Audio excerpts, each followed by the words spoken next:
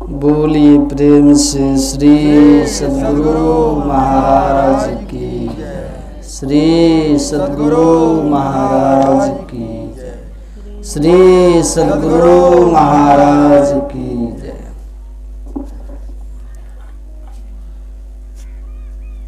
ध्येयं सदा परिभवगणमभीष्टदोहम् तीर्थास्पदं शिवविरञ्चिनुतं शरण्यं भृत्यार्तिहं प्रणतपाल भवाब्धिपोतं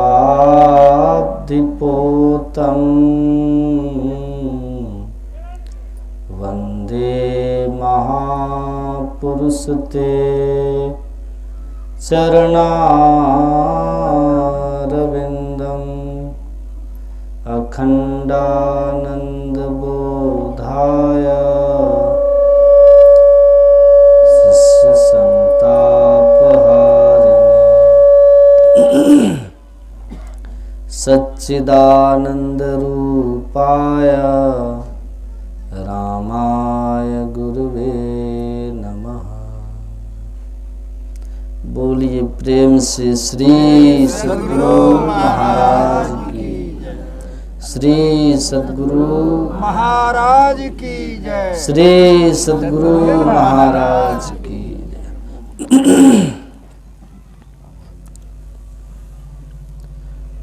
मंचासीन पूज्य स्वामी कमली बाबा के चरणों में नमन। उपस्थित परम आदरणीय सत्संग प्रेमी महानुभावों, पूजनीय माताओं एवं भक्तिमती बहनों, सबों के पावन चरणों में मेरा नमन।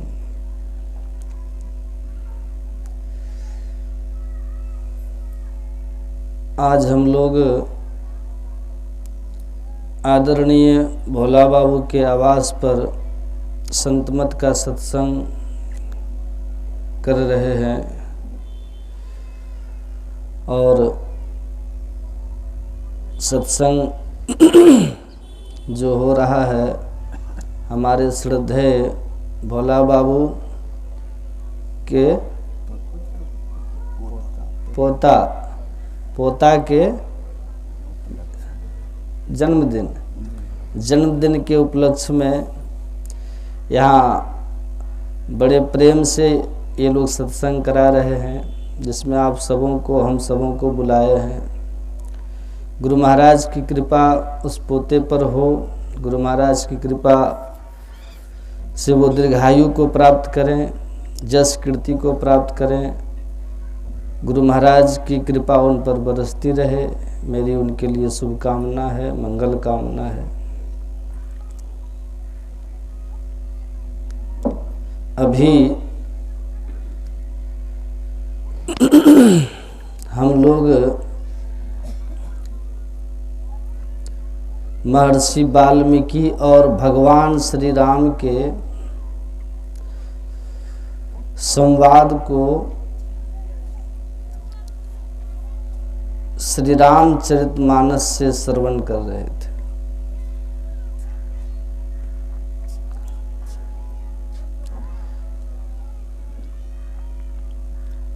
भगवान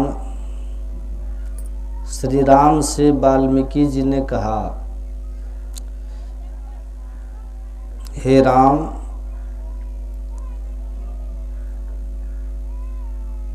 आपको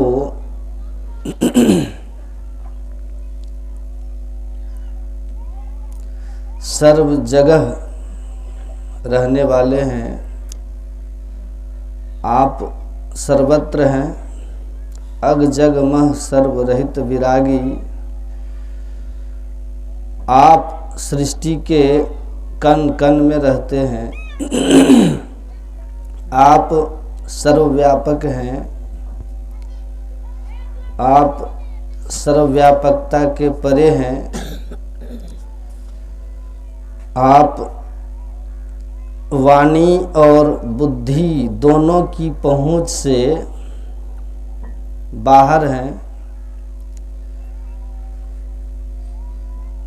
लेकिन आपको वही जान सकते हैं जिस पर आप कृपा कर स्वयं ही जना देते। आप अपने ऐसे अनंत स्वरूप का बोध जिसको कराते हैं वही आपको जान पाते हैं। तुम्हारी कृपा तुम्हि रघुनंदन, जानहि भगत भगत उरचंदन। हे राम, तुम्हारे ही कृपा से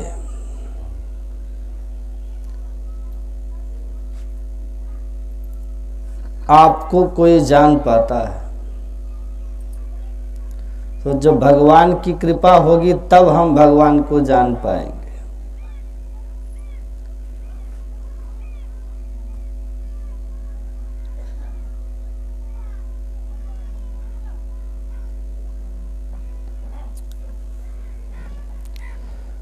भगवान की कृपा हम पर हुई है,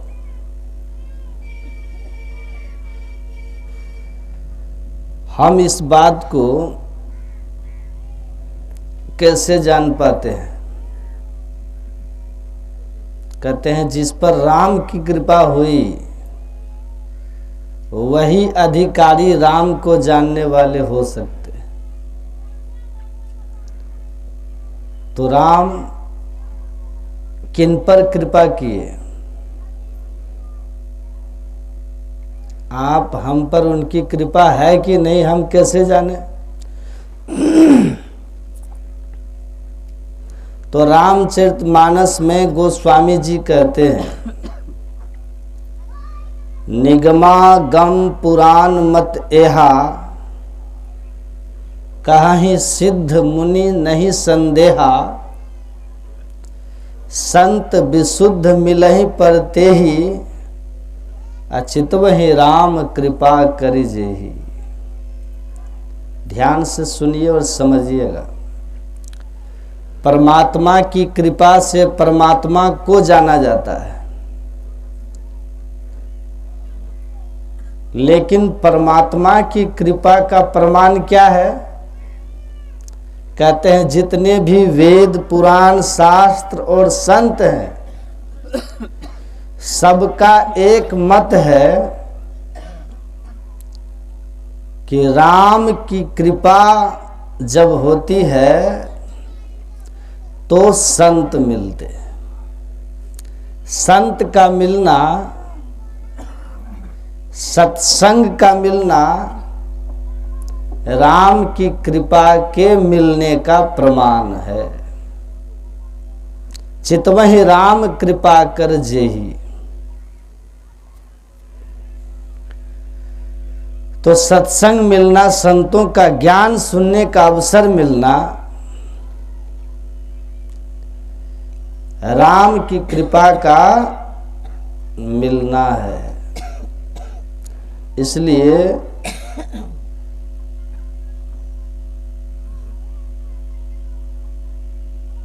हमारे सद्गुरु महाराज जी ने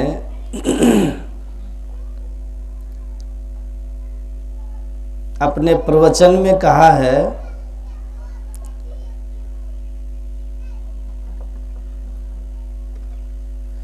बिन दया संतन की में ही, जानना इस राह को, हुआ नहीं होता नहीं वह होनहारा है नहीं। सद्गुरु महाराज कहते हैं कि जब तक राम की कृपा नहीं होगी संत नहीं मिलेंगे, और जब तक संत नहीं मिलेंगे तब तक परमात्मा को जानने का जो रास्ता है, परमात्मा को पहचानने की जो पात्रता है, वह पात्रता प्राप्त नहीं हो सकती है। क्योंकि परमात्मा को पाने के लिए वाल्मीकि जी कहते हैं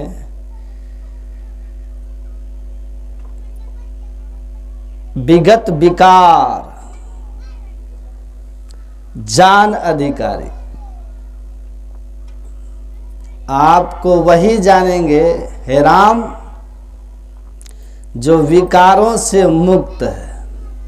विगत विकार, वही अधिकारी आपको पहचान सकते हैं, आपको जान सकते हैं, क्योंकि आपने ये जो मनुष्य शरीर धारण किया है, यह तो नर तन धरेउ संत सुर काजा। देवता और संत भक्तों के कल्याण के लिए आपने ये नर्तन धारण किया है।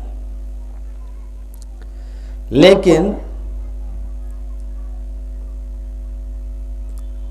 कहूँ जिमी प्राकृत राजा और एक संसारी राजा की तरह आपने चरित्र निभाया, पर ये आपका स्वरूप नहीं है। वाल्मीकि जी कहते हैं आप राजा नहीं हैं, आप देव नहीं है। पूज्यपाद हरनंदन बाबा कहते हैं जो परमात्मा की एक ऐसिना मात्र से यह प्रकृति द्वय उत्पत्ति लय, एक मौज मात्र से यह विश्व ब्रह्मांड तत्क्षण बन जाता है और लय को भी प्राप्त हो जाता है। ऐसे सर्वसमर्थ परमात्मा अगर भक्तों के कल्याण के लिए अपने लिए एक मनुष्य का देह बना ले या अपने लिए एक नरसिंह रूप बना ले, अपने लिए मछली का रूप बना ले, अपने लिए वराह रूप बना ले, अपने लिए राम का रूप बना ले, अपने लिए कृष्ण का शरीर बना ले, तो इसमें आश्चर्य की क्या बात है।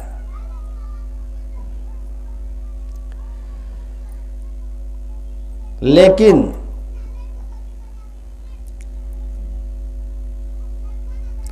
उसको उस रूप में रहने वाले उस अरूप को, रूप में रहने वाले रूप धारण,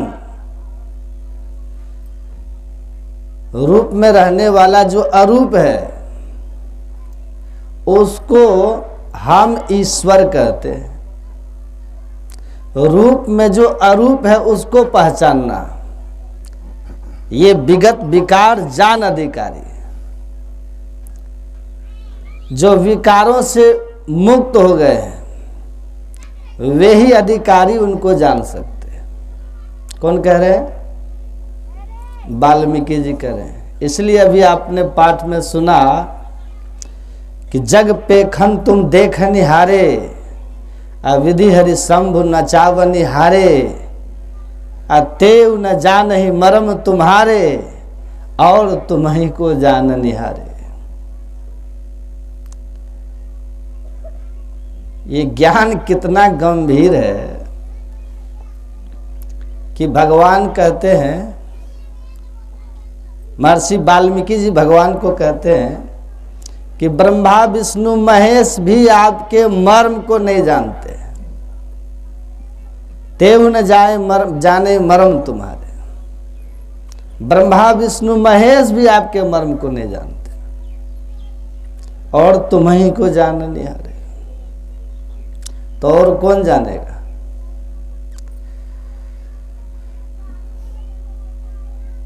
ये सारे देवी देवता परमात्मा के अंश से ही है। जैसे हम ईश्वर अंश हैं वैसे वे भी ईश्वर के अंश ही हैं। शंभु विष्णु विरंची भगवाना उपजहि जासु अंश ते नाना। ये ब्रह्मा विष्णु महेश भी उसी तरह हमारे ही तरह परमात्मा के अंश हैं, लेकिन हम में और उनमें अंतर यही है कि वे हमारी तरह स्थूल शरीर में नहीं रहते। हमारे ऊपर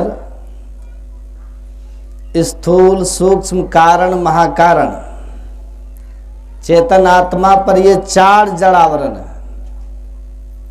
और जो देवी देवता है ना, उन पर स्थूल का जड़ावरण नहीं है, उन पर सूक्ष्म कारण और महाकारण 3 ही जड़ावरण है।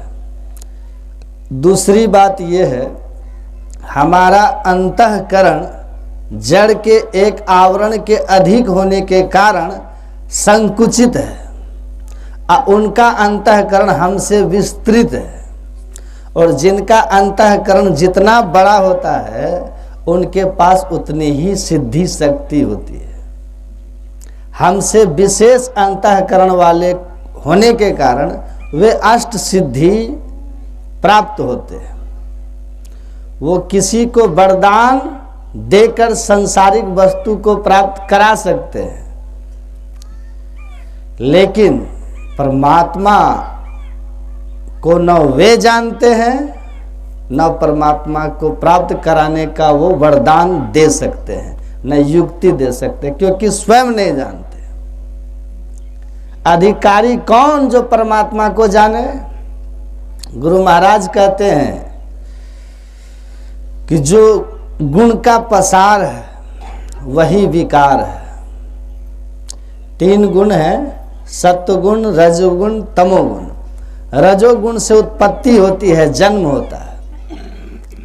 सतोगुण से संसार में टिकना होता है, और तमोगुण से संसार से हम नष्ट होना होता है हमें। तो ये 3 गुण का पसार जहां तक है उसको त्रिगुणात्मिका मूल प्रकृति मंडल कहते हैं, जिसको महाकारण मंडल कहते हैं। तो ये 3 गुण का पसार महाकारण मंडल तक है, जड़ मंडल का केंद्र है। जब तक जड़ के चारों आवरण से जो मुक्त नहीं हुआ वह विगत विकार जान अधिकारी नहीं हो सकता है। संत कबीर साहब की एक वाणी का अर्थ हमारे गुरु महाराज कहते हैं, जब दर्शन करना चाहिए तो दर्पण मांजत रहिए, और जब दर्पण में लगा काई तो दरस कहाँ ते पाई। गुरु महाराज कहते हैं चेतन आत्मा वो दर्पण है जिससे परमात्मा का ज्ञान होता है। लेकिन चेतन आत्मा के ऊपर स्थूल सूक्ष्म कारण महाकारण ये 4 जड़ के जो आवरण हैं यही काई है। इनको धो नीके राम कहतु है बपुरा, आ घर माहे घर निर्मल राखे, पंचो धोए काया कपड़ा। 4 जड़ और 1 चेतन, 5 शरीर। 4 जड़ के आवरण धुल जाएंगे, आत्मज्ञान होगा, और आत्मज्ञान से परमात्म ज्ञान होगा। और जब 5वां चेतन का आवरण भी उतर गया तो सो जाने ही जहे देहु जनाई, आ जानत तुम्हें हो जाए। परमात्मा और जीवात्मा का भेद समाप्त। नदी सागर में जाकर के मिल गई तो अब नदी की स्थिति समाप्त, अब सागर ही सागर है वो। वैसे ही जीव पीव से मिलकर के परमात्मा बन जाता है, जीव की अलग स्थिति फिर नहीं रहती, वह ईश्वर ही हो जाता है। तो मैं ही हो ही जाए, वह ईश्वर ही हो जाता है। इसलिए गुरु नानक देव जी ने कहा ब्रह्म ज्ञानी आप परमेश्वर। जो ब्रह्म को जान लिया, ब्रह्मविद स्वयं ब्रह्म को जानते ही ब्रह्म हो जाते हैं। ब्रह्म को जानते ही ब्रह्म हो जाते हैं। एक जगह मैं गया था सत्संग के कार्यक्रम में, कलकत्ता।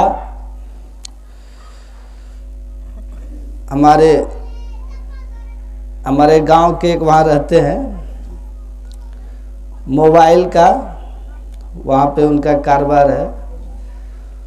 उनके यहाँ सत्संग का कार्यक्रम होता है तो मैं बराबर जाता हूँ।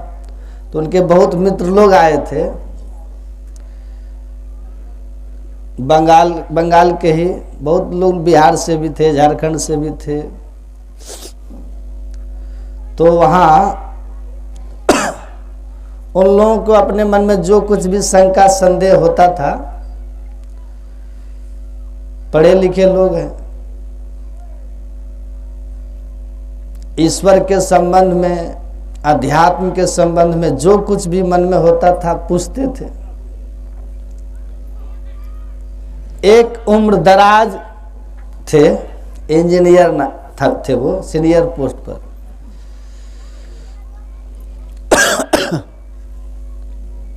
उन्होंने पूछा कि स्वामी जी, धर्म शास्त्रों में जो लिखा है अहम ब्रह्मास्मि, कि मैं ब्रह्म हूँ, वेद वाक्य है ना, अहम ब्रह्मास्मि, तत्त्वमसि, तुम वही हो जो ईश्वर है। तो अहम ब्रह्मास्मि तत्त्वमसि, इस वाक्य से, वेद के इस ज्ञान से आप सहमत हैं? आप सहमत हैं? Do you agree with the Vedic mahavakya अहम ब्रह्मास्मि? वेद के इस महावाक्य से आप सहमत हैं? तो हमने उनसे कहा कि यस, 100%, 100% सहमत हूं कि मैं ब्रह्म हूं, वेद के इस वाक्य से। और तब उन्होंने मुझसे पूछा कि जब हम ब्रह्म है ही, जब हम ब्रह्म हैं ही, ईश्वर हम हैं ही, तो if we are Brahma, if we are God, अगर हम ब्रह्म हैं, हम ईश्वर हैं, तो व्हाट इज नीड और मेडिटेशन? यानी जब हम ईश्वर हैं ही, तो किसी प्रकार के ध्यान, भक्ति, सत्संग, धार्मिक अनुष्ठान, ये आध्यात्मिक साधना की क्या जरूरत है फिर, जब हम ब्रह्म हैं ही? तो तब हम उनको बोले, सुनिए और समझिएगा, अहम ब्रह्मास्मि is not a word for chanting. मैं ब्रह्म हूं, ये रटने के लिए कोई शब्द नहीं है, ऐसा कोई शब्द नहीं है, कोई मंत्र नहीं है। ये जैसे राम राम सीता राम, हरे कृष्ण, ये मंत्र है ना। तो अहम ब्रह्मास्मि ये कोई मंत्र नहीं है जिसको जपा जाता है। वेद में अहम ब्रह्मास्मि कोई मंत्र नहीं है कि हम बैठ करके माला लें and just take start chanting aham Brahmasmi, अहम ब्रह्मास्मि, अहम ब्रह्मास्मि। नो, अहम ब्रह्मास्मि,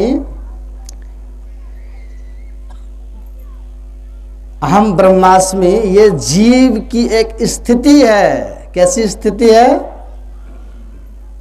ये ऋषि जिसने कहा अहम ब्रह्मास्मि, ये ब्रह्मास्मि जपने के लिए नहीं कहा, यह ऋषि की अनुभूति है।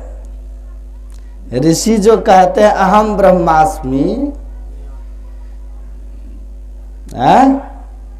समझिएगा बात को, हमने कहा सुनिए ध्यान से और समझिए, ऋषि जो कह रहे हैं अहम ब्रह्मास्मि, he is a Brahma, he is Brahma, he is God, अंतर साधना करके माया के आवरणों को पार करने के बाद चेतन आत्मा अपने इस अनुभूति को अनुभव करते हैं कि जब मैं शरीर इंद्रियों के साथ में था तो माया के बंधनों में पड़ा हुआ अपने को जन्म मरण में फंसा हुआ जीव समझता था, लेकिन माया के आवरण को पार करने के बाद अनुभव हुआ कि मैं जीव नहीं ब्रह्म हूँ।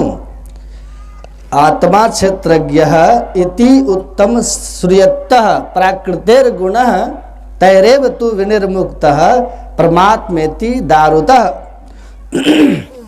आत्मा जब शरीर इंद्रियों के घेरे में होता है तो उसको जीव कहते हैं, लेकिन वही चेतन आत्मा जो शरीर इंद्रियों के घेरे में फंस करके दैहिक दैविक भौतिक तापों को, जन्म मरण के दुख को भोग रहा होता है, और वही जब अंतर साधना करके और माया के आवरण को पार कर जाता है, प्रकृति के गुणों से मुक्त हो जाता है, विगत विकार जान अधिकारी, प्रकृति के विकारों से सत रज तम, जन्म लेना, कुछ का ठहरना और फिर मृत्यु को प्राप्त हो जाना, ये जो प्रक्रिया चल रही है, इस प्रकृति के गुण से मुक्त हो गया, प्रकृति के परे हो गया।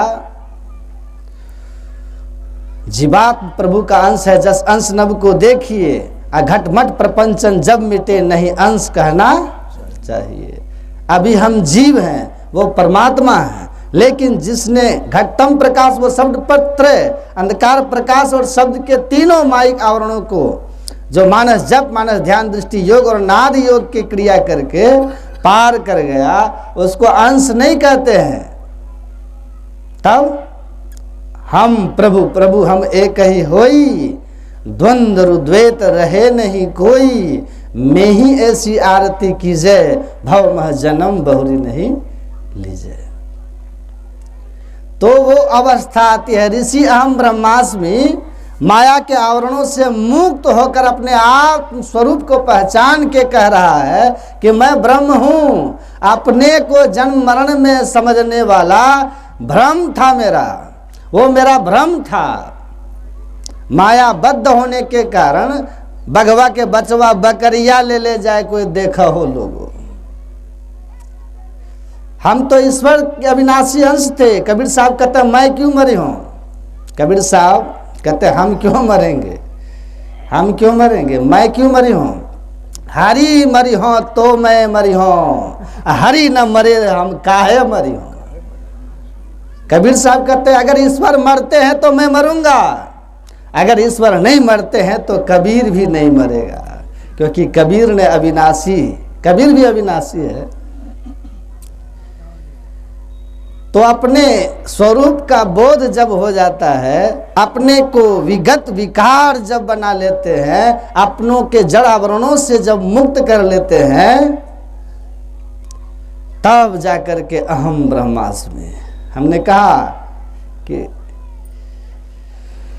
ये अहम ब्रह्मास्मि ये जो है रटने की नहीं है। किसी पत्रकार ने हमारे गुरु महाराज से यही प्रश्न किया था कि अहम ब्रह्मास्मि, मैं ब्रह्म हूँ, आप इससे कितना सहमत हैं। तो गुरु महाराज ने भी यही कहा था कि 100%, बट व्हेन, लेकिन कब, कब। तो गुरु महाराज ने कहा लेकिन तब जब नदी सागर में मिल जाती है, तब अहम ब्रह्मास्मि होता है। तत्वतः एक हो, तत्वतः एक हो, तत्वमसि तुम वही हो, लेकिन अभी नहीं। तब जब नदी सागर में मिलेगी तो सागर होगी, पर जो नदी का जल है वही सागर का जल है, तत्व रूप में एक ही है, पर यहां पहचान में नहीं आएगा। ईश्वर सब जगह है, कोई ऐसा जगह तो नहीं है, है ना। कि आप कहाँ नहीं है। सुने ना पाठ में, पूछो मोहि के रहो कहाँ, मैं पूछत सक चाहूँ, जहाँ न हो तहाँ देहो कहूँ, तो मैं बताऊँ उठाऊँ। आप कहाँ नहीं है, आप बताइए कहाँ नहीं है। आप सब जगह, लेकिन पहचान में नहीं आते हैं, क्योंकि चिदानंद में दे तुम्हारी विगत विकार जान अधिकारी।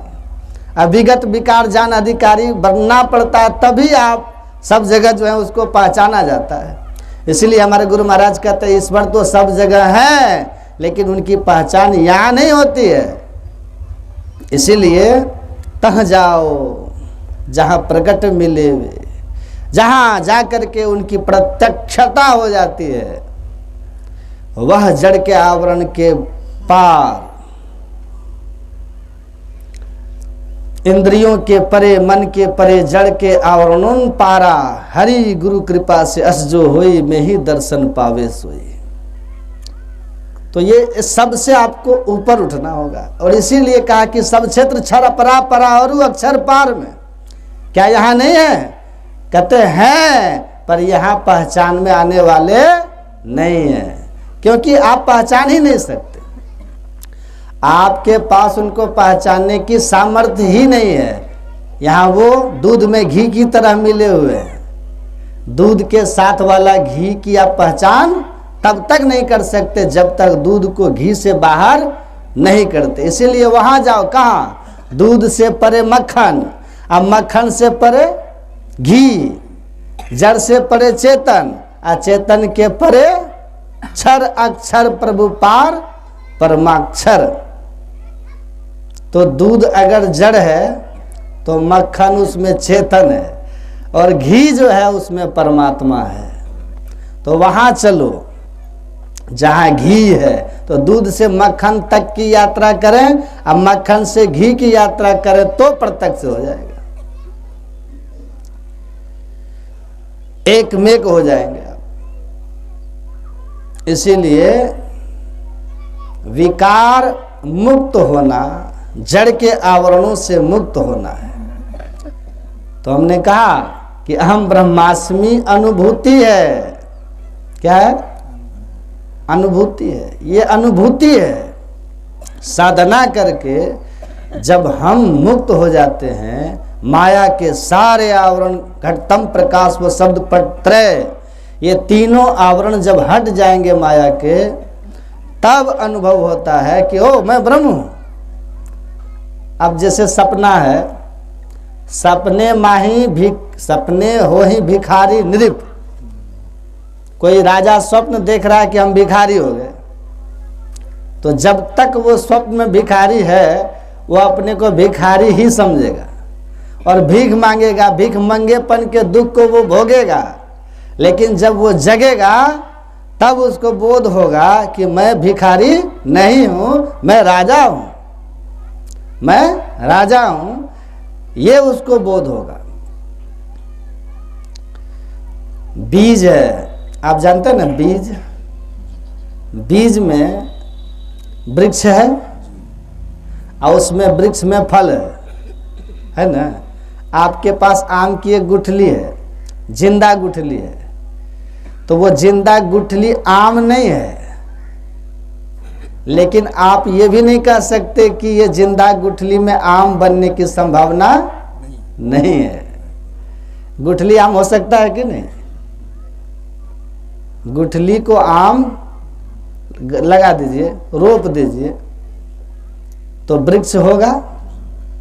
वृक्ष होने के बाद फिर मंजर लगेगा, और मंजर से फिर आम लगेगा, और आम होके फिर गुठली हो जाएगा, है कि नहीं? तो गुठली आम नहीं है, ये सही है। लेकिन दूसरे एंगल से देखें तो गुठली में आम बनने की संभावना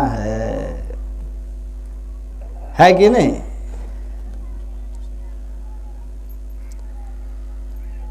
उसी तरह जीव है हम, लेकिन हम में ब्रह्म बनने की संभावना है। हम ब्रह्म हो सकते हैं, हम ब्रह्म हैं। गुठली में आम है, लेकिन एक निश्चित प्रक्रिया से गुजरने के बाद उसी तरह जीव तत्वतः वही है। अगर गुठली तत्वतः आम नहीं होता ना, तो गुठली से फिर आम में गुठली नहीं आता। बिल्कुल है। तो हम भी जीव हैं, तत्वतः ईश्वर हैं। इसीलिए हमको भी गुठली की तरह एक यात्रा से गुजरनी होगी, यात्रा से। और वो यही यात्रा है कि अंधकार, प्रकाश और शब्द को पार करना होगा। तब शरीर इंद्रियों के घेरे से छूट जाएंगे, जड़ के सारे आवरणों से मुक्त हो जाएंगे, अपना स्वरूप ज्ञान होगा, चेतन के आवरण से भी मुक्त होकर नदी सागर की एकता हो जाएगी। और अब नदी नदी नहीं सागर है, उसी तरह जीव जीव नहीं ब्रह्म है। तो वो जीव ईश्वर को जानने में सामर्थ्य नहीं रखता है जो जड़ावरण में है। जो विगत विकार है, तो विगत विकार बनना पड़ेगा, माया के आवरण से मुक्त होना होगा। और उनसे मुक्त होने के लिए अभी जो कहा कि कौन जानता है कहाँ आपकी परख होगी, तो जो आपने सुना उसकी, जो आपने जिनके श्रवण समुद्र समाना, कथा तुम्हारी सुभग सरी नाना, अभर ही निरंतर हो ही न पूरे, तिन किए ही तुम कह गृह रूरे। तो सतत जैसे नदियां सागर में अपना जल देती रहती है, फिर भी सागर कभी निरंतर जल को ग्रहण करते हुए भी कभी पूरा नहीं होता। उसी तरह जिनके श्रवण समुद्र की तरह परमात्मा की कथा को सुने, लेकिन वो कथाओं को सुनते हुए कभी थके नहीं, हारे नहीं, कभी उन कथाओं से उगतावे नहीं, उबे नहीं, वही हृदय परमात्मा के निवास का स्थान है। राम ऐसे हृदय में वास कीजिए। अब फिर कहा लोचन चातक जिन करी राखे हैं, और क्या है, निरहि सरित सिंधु जल भारी, रूप बिंदु जल हो ही सुखारी, तिनके हृदय सदन सुखदायक, अबसहु बंद सिय सह रघुनायक। तो इसकी भी बात सुनिए कि रूप बिंदु, बिंदु रूप, स्वाति नक्षत्र में जो चातक पक्षी होती है वो एक टक मेघ को देखती है। और जब वहां से, यद्यपि तालाब उस समय भरे हुए नदियां हैं, लेकिन उन सब की ओर से अपने ख्याल को वो चातक हटाकर एक टक काले मेघ को वो देखती रहती है कि कब वर्षा हो, और उस स्वाति नक्षत्र के बूंद को हम ग्रहण करें और तृप्त हो जाए। इधर निरादर कर देती है नदी तालाब को, सबको, सागर का, सबका निरादर करती है। उसी तरह जो साधक अपने अंदर के अंधकार में एक टक, दो नैन बीचों बीच सन्मुख एक टक निरखत रहो, आप ही वह बिंदु जल के पट गिरा निरखत रहो। एक टक देखत रहो, आप ही वह बिंदु जल के पट गिरा निरखत रहो। अपने अंदर के घोर अंधकार में जो एक टक दोनों आंखों के ठीक मध्य में गुरु प्रदत्त मंत्र का जप कर, इष्ट रूप का ध्यान कर, तीसरी क्रिया में यह एकाग्र चित्त होकर के ठीक बीचों बीच अंधकार को देखते रहता है। किसी भी प्रकार का कोई रूप सामने आए, चित्त में आए, ख्याल में आए, चाहे दो भुज, चौभुज या अष्टभुज, अनंत भुज, कोई रूप आए, उन तमाम आकर्षक दैवी रूपों को अपने वृत्ति को हटा लेता है। अब बार बार प्रयत्न करता है एक बिंदुता की प्राप्ति के लिए, बिंदु रूप के दर्शन के लिए। ऐसे ही व्यक्ति साधक उस एक बिंदुता को प्राप्त कर लेते हैं, और जो एक बिंदुता को प्राप्त कर लेते हैं उनके अंदर वैराग्य दृढ़ हो जाता है, उनके अंदर भक्ति दृढ़ हो जाती है। उनके अंदर परमात्मीय विभूतियां, परमात्मा के सिद्धियां, परमात्मीय जो गुण है वे प्रकट होने लगते हैं।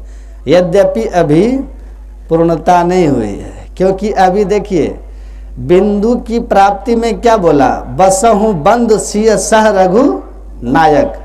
एक बिंदुता की प्राप्ति से जब सुख, जो सुख मिलता है, अंदर का रस मिलता है, तो विषयों का रस छूट जाता है। लक्ष्मण क्या है, वैराग्य के प्रतीक है। वो साधक वैराग्यवान हो जाएगा और संसार उसको आकर्षित अब नहीं करता, क्योंकि जिस हंस ने अपने अंदर के मान सरोवर के को जान लिया, कबीर साहब कहते हैं वो गंदे नाले में स्नान करने नहीं जाता। हंसा पायो मान सरोवर, ताल तलैया क्यों डोले, तेरा साहब है घट भीतर, बाहर ने ना क्यों खोले। जिस हंस ने मान सरोवर को देख लिया, मान सरोवर अति पवित्र सरोवर है जहां से नदियां निकलती है। जिस हंस को मान सरोवर का पता चल गया, वो गंदे नाले में भला जाएगा नहाने के लिए? मान सरोवर के पवित्र जल को, आनंद को त्याग करके जाएगा? गंदा नाला तो उसकी मजबूरी थी। उसी तरह साधक जब ईश्वर का पवित्र अंश अविनाशी, ये जीवात्मा जब अपने अंदर के उस अमृत सरोवर को जो ज्योति और नाद रूप में है, उसको जब वो जान लेता है, तो बाहर के विषय के गंदे नाले के जल से अपने आप को मुक्त कर लेता है। अब उसके अंदर वैराग्य है। लक्ष्मण जी, यही संसार के पंच विषयों से लेकर के स्वर्ग में प्राप्त जो रूप रस गंध स्पर्श, दिव्य रूप रस गंध स्पर्श स्वर्ग लोक में जो मिलते हैं, स्वर्ग के भी दिव्य विषय सुख से उसकी वृत्ति हट जाती है, क्योंकि अंदर के जो ज्योति नाद का आनंद है, उस आनंद के सामने स्वर्ग का भी विषयानंद तुच्छ है। वैराग्यवान हो जाता है। 8 पहर की मार बिना तलवार की, चूके से नहीं ठौर लड़ाई धार की, उन्हों से यह बने सिपाही लाल का, अरे हाँ पलटू पड़े दाग पर दाग, पंथ बैराग का। बार बार विषयों का जो आक्रमण हमारे मन पर होते रहता है, इंद्रियों के माध्यम से रूप का हमला, रस का हमला, गंध का हमला, ये जो हमारे ऊपर स्पर्श का हमला, यह जो होते रहता है और हमारा मन विचलित होते रहता है, साधन पथ से डिगने लगता है।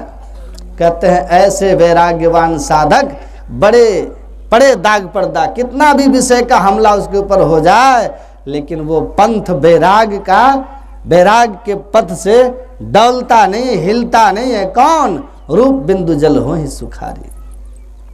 जिसने अपने अंदर के उस बिंदु रूप को दर्शन कर ले, अंदर के सुख का अनुभव कर लिया हो। भया जी हरि रस पी मतवारा, 8 पहर ढूमत ही बीते, डार दियो सब बारा। उसके अंदर में वैराग दृढ़ हो जाता, उसकी वृत्ति सहज भक्ति की ओर। सीता क्या है? भक्ति का प्रतीक। उसकी वृत्ति भक्ति में स्थिर हो जाती है। अंधकार में मन भागता है, पकड़ करके लाते हैं, और जो बिंदु को प्राप्त कर लिया, गुरु महाराज कहते हैं बिंदु नाद अगुआए तुम ही ले जाएंगे। अब उसको प्रयास नहीं करना पड़ता है। फिर कहते हैं हवाई जहाज में आप बैठ जाइए तो हवाई जहाज चला, पहुंच आप गए। कार में बैठ जाइए, चलती कार है, पहुंचते आप हैं। ट्रेन में बैठ जाते हैं, चलती ट्रेन है, पहुंचते आप है। उसी तरह अंदर में जो बिंदु पर सवार हो गया, उसको नाद मिल जाता है, और बिंदु नाद के उस आकर्षण में खींचता हुआ वह ज्योति मंडल शब्द की सहनाद की सैर कराएंगे। वो उसी पर सवार हो गया, उसके सवारी वो बन गई उसके लिए। अब वो उसके सूरत आकर्षण में खींचती हुई, और वही खींचते हुए उसको ईश्वर की ओर बढ़ जाते हैं। उसके अंदर में भक्ति दृढ़ हो जाती है। लक्ष्मण वैराग और भक्ति सीता, देख माया का रूप तिमिर आगे फिरे, भक्ति गई बड़ी दूर। भक्ति से हमारी वृत्ति दूर भागती है अंधकार में। तो भक्ति में भी हम दृढ़ हो जाते हैं, वैराग्य हमारा दृढ़ हो जाता है। अब परमात्मा का हरि रस पान करके हम हरि के दीवाने हो जाते हैं। और तब नाद अनुसंधान की जब क्रिया होती है, जिन जिन जंतर निज दिन बाजे, सब ही नाम जब एक समाना, तब ही साध परम पद जाना। जब अपने अंदर में परमात्मी धुन को सूरत पकड़ती है और उस धुनों को सुनते हुए सहजता से आगे बढ़ते हुए सार शब्द को पकड़ लेती है, तब आत्म स्वरूप और परमात्म स्वरूप दोनों का बोध हो जाता है।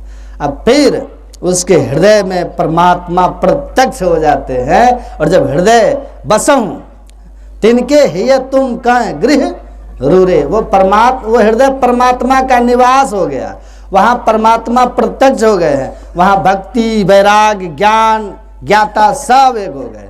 अब तो सो जान ही जय देहु जनाए जानत तुम्हें हो। अब तो आप स्वयं ईश्वर हो गए। अब तो जित देखूं तित श्याममयी है। अब तो ऐसी दृष्टि है जहाँ देखो परमात्मा ही है।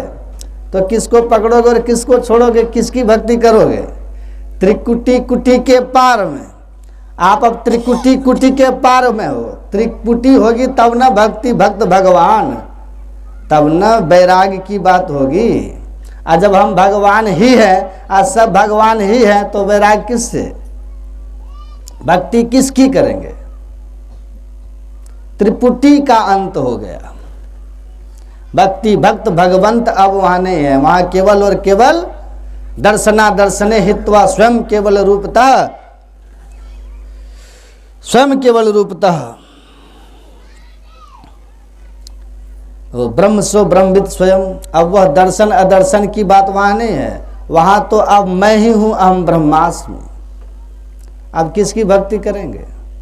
मिली परमात्म सो आत्मा परा भक्ति सुंदर कहे। परमात्मा आत्मा मिलकर एक हो गया। अब दूरी रहेगी तब न हम बिछड़े, न पल बिछड़े पिया हमसे, न हम बिछड़े प्यारे से। उन्हीं से नेह लागी है हमन को बेकरारी क्या। अब उनसे बिछड़ने की बात ही नहीं है, तो भेद खत्म हो गया ना। वही हो गया सो जान ही जय देहु जनाए। तो तीन गुणों का जहां तक पसार है, विकार है, और वही जड़ के विकारों में है। ब्रह्मा जी रजोगुण के देवता हैं, हरि है गुण के बीज, संत है गुण से न्यारा।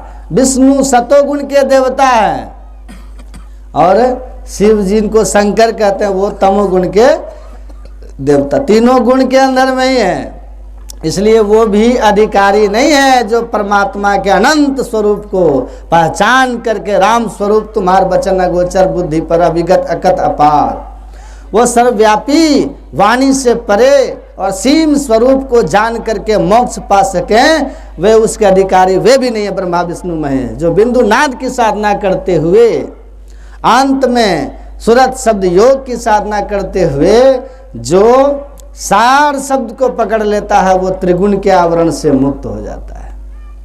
इसलिए पलटू साहब कहते हैं, एक नाम अमोलक मिल ही गया, वही अनमोल नाम राम नाम अमर नाम भजो भाई सोई।